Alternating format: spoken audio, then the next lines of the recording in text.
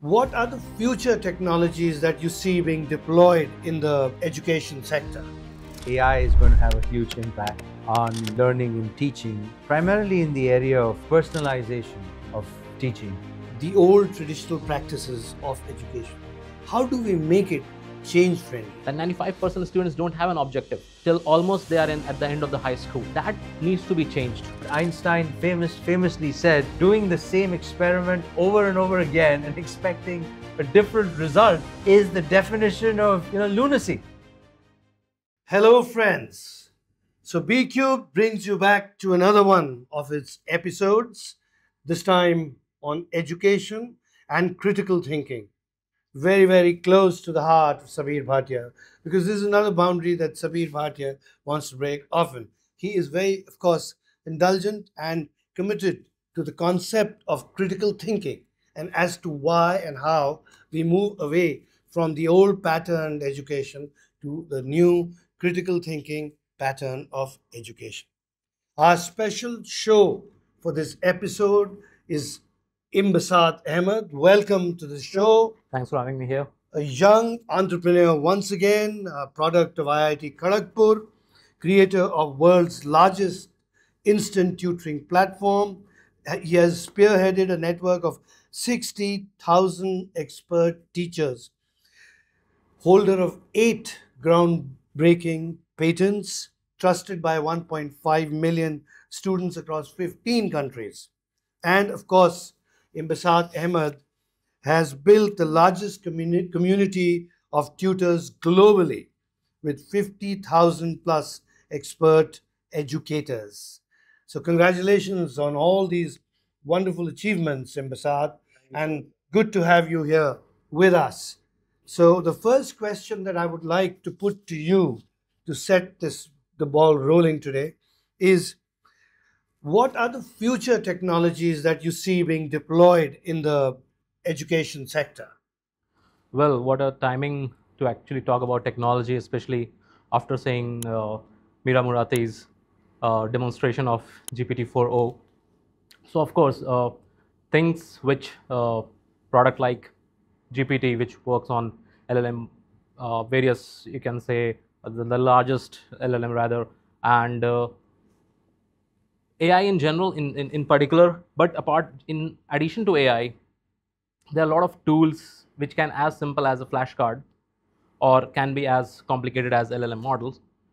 So there's a big range of products that are going to be utilized for the next gen of education.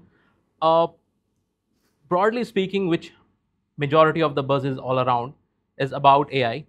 But we believe very strongly that there need to be further innovation required in terms of future tools, which can somehow make a better version of human tutoring, or you can rather say the somehow take away the best of the tutoring from human intervention and put into machines.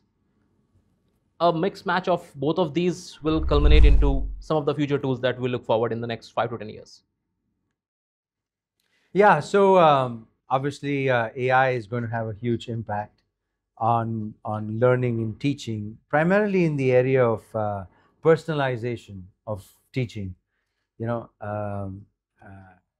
we saw this demo in which an AI engine, almost behaves as good as a personal tutor and understands where your weaknesses, your strengths, and points you in the right direction.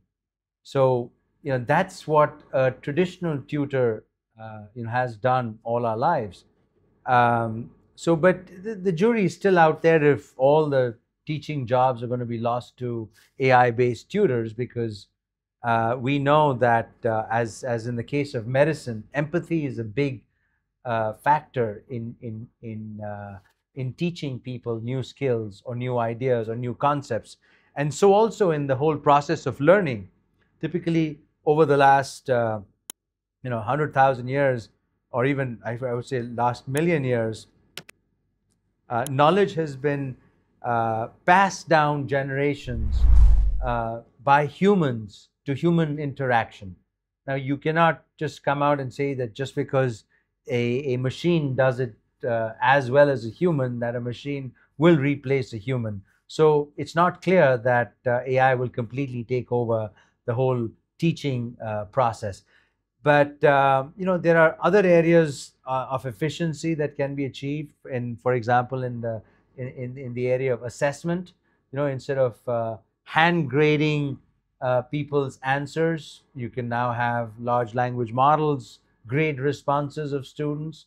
You can have interviews be done by large language models, or like GPT-4o like services that assess the skills of a learner. So there are lots of areas where you can effectively use technology to make the teaching process better. That, in my opinion, I think is the direction we are headed in the world today. Wonderful. So we have an education system, an aggregated education system, particularly in India, which is very status quoist, if I may say, if I may use this term. And I don't think that it is very change friendly. I think it tends to, favor the old traditional practices of education. How do we make it change friendly? So, of course, this is a debate which is almost in air for last 2 decades approximately. Even if I remember correctly, when I was in school, there used to be some time debate around whether the current education system is actually helping us or not. And unfortunately, nothing actually been taken into execution after those debates. They were like just in terms of thin air talk, and it used to just evaporate.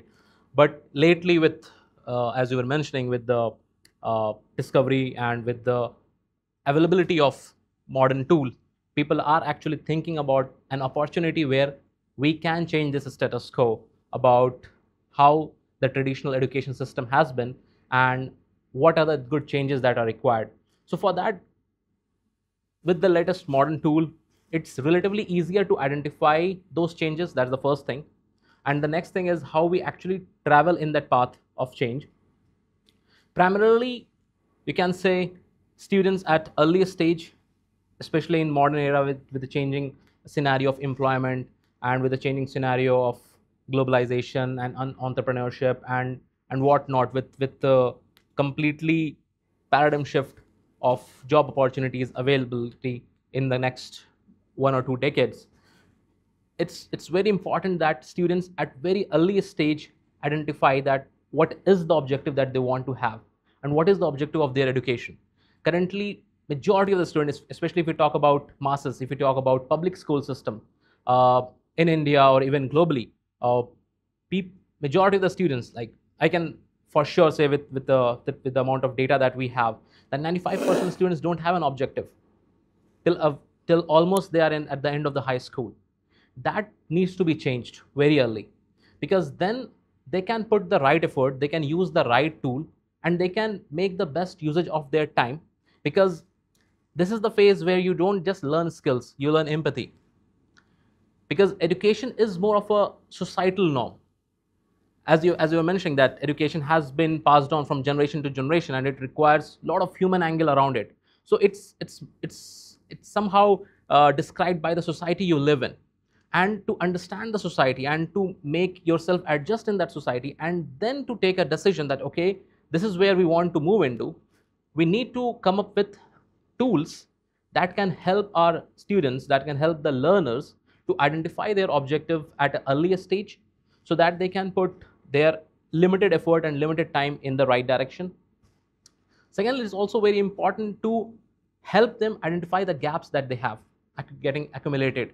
For example, if I just give you an example, let's say if a student goes to a school on a Monday and takes down note, come back and try to again just go through those notes in terms of revision.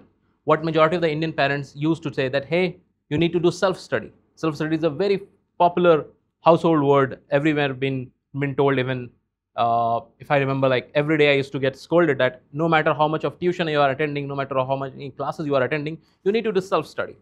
So if I get to sit for my self-study, within 15 minutes, I used to get confused. I'm not able to make out meaning from every paragraph that I was taught. Now, what will happen? If, let's say, I consumed almost 50% of the knowledge, Because in classroom, what's happening? It's the data transfer that's happening from blackboard of the teacher to my notebook. And when I get to sit and assimilate that, this is where the data processing starts. And this is the difficult part, where majority of the students are alone. Now, if I could process, let's say, just 50% of their data, the next day when I go to school, everything is compounding, everything is related. On a Tuesday, it will be obviously so difficult for me to understand the total 100% because the Tuesday is connected to a Monday. And so this cascading effect come into picture. So Tuesday, definitely I'm not gonna make beyond 50%. And the Wednesday and Thursday gonna be even further difficult. And by the time the week ends, I'm totally out of sync. So if I ask you two gentlemen this question, that in your school days time, let's say just try to remember first day of your academic session in grade 10.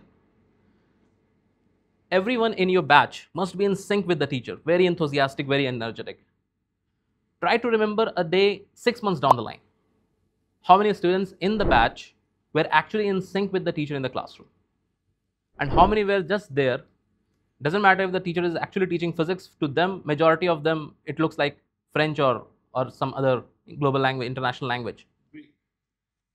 So that is the problem. That is the change that we need to understand. Because in our today's system, within the first 2 weeks of any academic session, the teacher declares that, okay, this chap is gonna top this class.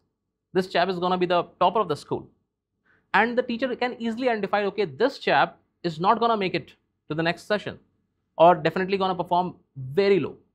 And still, the whole year is in the hand of the teacher, the school administration, and everyone. And still they can't, though they have the data, but they can't take an action. They can't execute something that actually changes, if not reverse, but actually changes the order of performance of these students, despite knowing this information. So then what? Then people start asking questions. Then what's the point? Let's say, for example, in the first very month, I realized that I'm not going to score more than 40%. What should I do for the next 11 months in the school? Whether I should go and attend something different, something where I actually learn something, where I actually take out some benefit out of it. So this is a large set of problem. For example, in country today, in public schools, the data shows, ESO report is there, NAS report is there, World Bank report is there. Not more than 85% of students sitting in grade 10 will be able to do a grade 6 maths. Now again, it's another question that whether that grade 10 maths or grade 6 maths is going to add a lot of value or not. That's another question. But at least we are consuming the energy out of our kids in the most prime time, where they could actually spend something, the time in more around creativity, in more around intuitive, in more around learning a new skill, into something they are forced to, and still they're not making it. It's like you are training for Olympic, but you already know that I'm not gonna be allowed to participate in it, and I have to train it for 12 long years. So that is the biggest, one of the biggest mass level problems in our education system. And with modern tool, we look forward to change those things. What do you think? I think one of the biggest challenges and problems is education, especially in India, is not fun. It's a chore. You have to go to school, you have to study. Who said you have to? Do your homework. You have to do a homework. People are overburdened with homework, overburdened. They have internationally found that the best kids, the ones who learn the most, are the happiest ones. You know, when they looked at kids from different schools, the Scandinavian children from, you know, Denmark and Sweden scored consistently at the top of global group of kids. And they found that these kids had no homework, that they went to school, they grew their own food, they learned natural things by doing things. And they were also taught math, this, that, but they weren't overly burdened with curricula, with notebooks, with tests, with examinations. And I'm finding the same thing is now being embraced wholeheartedly by the school district of my children in the United States. My kids go to school and think of school as a fun experience where they work on projects with their other. So the whole concept of put something in data on a classroom, download of data, it feels so unnatural. It's like you are filling a human being with junk whether a human being wants to consume it or not. And that's where I think Indian education is failing, because we are trying to solve a problem with methods that have been proven to be unsuccessful. And what Einstein famously said is, doing the same experiment over and over again and expecting a different result is the definition of, lunacy. And we have to change that. We have to make these learning environments for our children fun, so that they can find their natural aptitudes, whatever they are. If they're good in art, let's, encourage that artistic skill in them. They don't need to be gurus in mathematics. Yet, and on the other scale, if there are brilliant mathematicians, like there is in my son's class, my son is in the 3rd grade, but his friend is doing math of the 8th grade. So they are allowed to excel in whatever field that they have an aptitude for. That is what we have to embrace. One size fits all does not work. And we are still trying to solve the problem with one size fits all in an age of artificial intelligence, where AI will take away most of these mundane jobs that all these kids are studying for. That's the change we have to, somehow create within our educational system, if we need to, produce geniuses of tomorrow. And not everybody can be a genius. That's the other thing too. So, construing from what Sabir just said, there is education should be fun. Going to school should be looked forward to rather than being a drudgery. And then you have online education at your ease, in the comfort of your home or wherever, of a park, of cafe, wherever you want. So, what exactly? I mean, what is the difference between online and in-person education in your experience in Bisat? So thankfully, I've been working around a couple of companies, like my own companies, in institutions where I have had an experience of running offline institutions as well as what I'm doing globally online. The whole purpose of setting up an online company was to reach you can say, a greater audience. And of course, as I always believe that education need no boundaries. So that, as you said, online really helps. It just changes the whole dynamics. It saves a lot of time. It gives a lot of comfort. But what we are observing day after day, that parents love offline. So schools, for example, schools are the best examples of offline institutions. For majority of the parents, the schools are like nanny system, where parents can go to their offices and they know that, okay, there is an institution which will take care of my child for 8 long hours, so that I'm not worried about it, where they can go make friends, they can go do some mistakes, they can go basically learn about the society. So offline education is more of a societal norm. If a friend goes to a particular institution, 10 guys or girls in that group feel that, okay, after school, if I need to spend time with my friend, I should also go to the same institution. At least I will be for some extra 3 to 4 hours away from my parents, if that child is kind of little bit scared of parents, or if the parents, impose a lot of discipline at the home, and those behavioral tendencies are there. So offline education is more around the, you can say, the not exactly what they need, rather what they want. The purpose of education is even solved online. Someone wants to have a math lesson, an online teacher comes up, sits with you for 1 hour.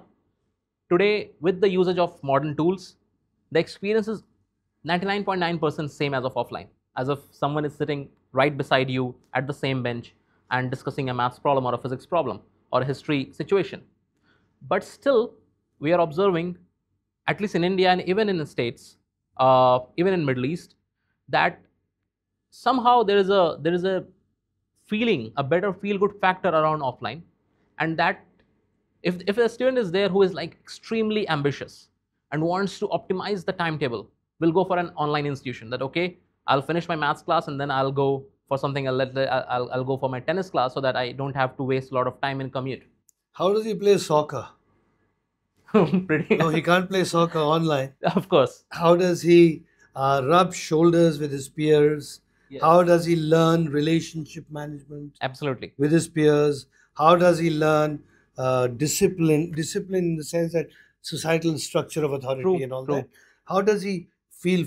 I mean, how does he fit into these scheme of things if he does not go to a school?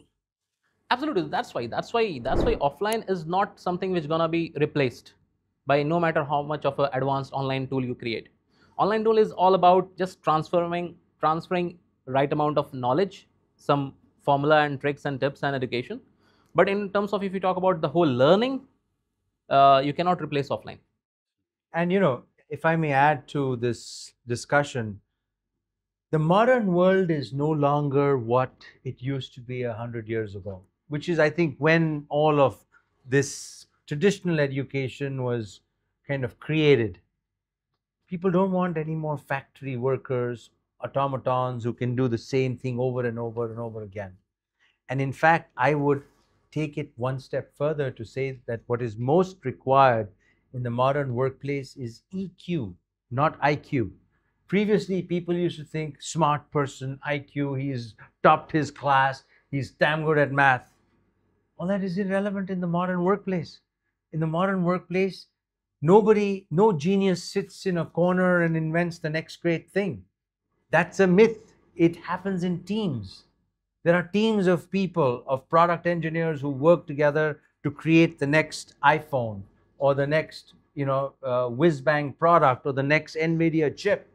It is no longer IQ. We are still stuck to the IQ world in this country, thinking, oh my God, there are geniuses. All the people, we are just creating inbox thinkers. And inbox thinking is out of fashion. We need to promote out of box thinking.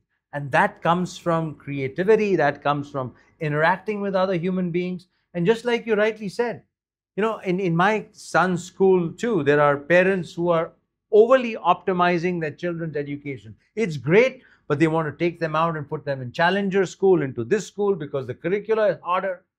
No, the kids need to have emotional growth.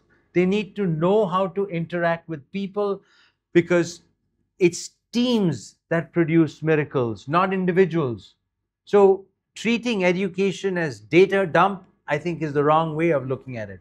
Education is growth, and it has to be inquiry based, like you said, we discussed earlier. It has to be more about asking questions Yeah. and learning, as opposed to tell me what the answer is, I'll learn it, I'm going to pass the exam, I'll get an A, I'm out of here. Yeah. I mean, if that's the thinking, you have done nothing but used just the short-term random access memory of the individual, and the person will just clear that RAM with the next subject and clear it again and not learn anything. Right. There's no long-term resident learning, thinking. We need to create children or future learners who can think on their own and who can solve problems that they have never seen before, not problems of yesterday, which is at the back of a book or a back of a lesson. That's the difference, I think. So I truly, believe in an overall emotional growth of an individual. Just to add to that, like it just clicked me off a story. So a batch of 6 mechanical engineering department were on a Goa trip from Mumbai to Goa. The car breaks out. It's a batch of 6 engineers, 6 mechanical engineers, and they literally do not have a single way how to just make the car run from that point on. They were looking for like mechanic crazily for the next 10 kilometers.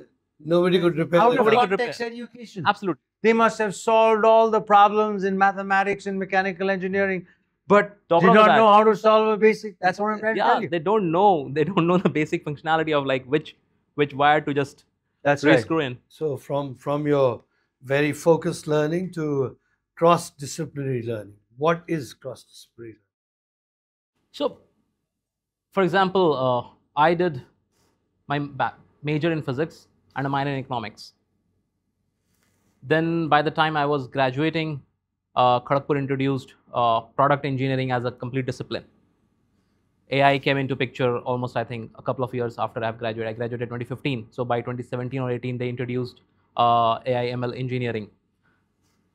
Then there's humanities, there's law, and then we are talking about medicine. So when I started coaching my students, their subject when I was thinking around, so they said that I've taken maths and I've taken music. So that is something extremely interesting because it somehow covers, in a way, I feel like it somehow covers the universe. Like to a general engineering logic, it comes into picture if I take maths with economics and statistics, and let's say if I take even law, so that will give me a clear corporate picture that okay, this is somehow I'm tracing up and optimizing my overall CTC, my salary, that okay, I'll get like maximum bonus. But these days people are combining maths with music to a typical you can say corporate and industrial system. This sounds like extremely absurd. But if I when I actually went to talk to my student about it, her answer was that, sir, I wanted to cover this universe. I felt these two are the languages. One is the language of the science, one is the language of the humanity. So that's why I took maths and music at Berkeley. So that's the beauty of actually just getting into zones where can I leverage my existing set of knowledge and find out something totally different in a new universe, which otherwise is not possible if you are in a typical rat race. Then if somehow I believe that okay, what if right now my goal, my objective is to, let's say, become the best surgeon in the town. The typical option will be okay, I'll go for MBBS, or in US I'll go for USMLE and those exams, and I just competed and whatnot, and then I become the best surgeon. 10 years down the line, I'm feeling like, do I really want to do it? I'm just totally bored out of doing surgery, 5 surgeries every day, making thousands and thousands of dollars, but I'm not enjoying this life. At that point of time, like literally, do I have an option? Maybe the option is that okay, if I've got some lot of savings, I can open up a hospital and get myself in an autopilot mode and start just taking cash out of it. But these days, the optionality that we have, someone can actually take away from there and become a pilot, or fly away from there and start doing research in, let's say, geology, or start doing field work in, let's say, social reformation and whatnot. So the optionality to actually, how you plan out your next phase of life, and the objectivity of planning next phase of life is so difficult, so cumbersome these days, that can actually be solved if we have this cross viewpoint, Disciplinary. cross disciplinary. So I know of a doctor and doctor who also practiced for a while in one of the top clinics in the US, who after at 48 years of age, he was a heart surgeon. He quit medicine, quit surgery, and became a pianist. And he would go to piano bars and play the piano there, and come back and write poetry. At 48 years of age, he completely changed over. So that's how things happen. Now, Sabir, to conclude this, you have always had the faith in the intrinsic creativity of the human mind, and therefore you've thought it appropriate to change this, to creative thinking right at the very early stages to train people, and which is why showreel. And so, just a little bit from you about showreel and entrepreneurship, and this whole new system of critical thinking. Yeah, Two, three absolutely. lines from you. So it's the whole idea is, let people learn on their own. We're not here to teach people. The whole data dump model is outdated because data becomes obsolete and irrelevant. Give them the basics, just the essence to, if you will, tap their inquisitiveness and let them go on a creative journey of learning of their own. When they come back, ask them some deep questions about the subject, like, what have you learned? Tell us about this. What about this? What do you think of this? And let them come up with their own answers. That is creative thinking, in my humble opinion. And we try to accomplish that through an app on Showreel where we've got right now just 3 subjects: Chat GPT, prompt engineering, entrepreneurship, and AI in medicine. And we've even translated one of them in Hindi. So you can answer the questions in Hindi, all using AI, and we'll validate your responses through a large language model in Hindi. That's the beauty of AI. And so I think this will really encourage creative thinking amongst people in India. And that's a Government of India university which has taken interest in this and awarded 6 credits upon passing this course. So thank you very much, gentlemen, for spending time here with our wonderful viewers, our friends. Thank you, viewers. And should you have any question you want to put to Imbisat Ahmed or to Sameer Bhatia, please feel free to download the B Cubed Showreel app from App Store or Play Store. Put your questions there and be rest assured that the questions will be answered. Thank you for your time. Thank you, gentlemen. Thank you Thank so you. much.